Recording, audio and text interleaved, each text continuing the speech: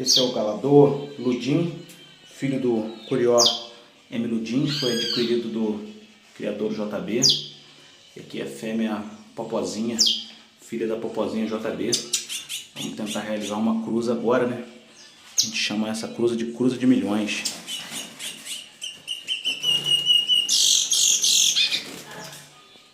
Realizada com sucesso. Galador e fêmea boa.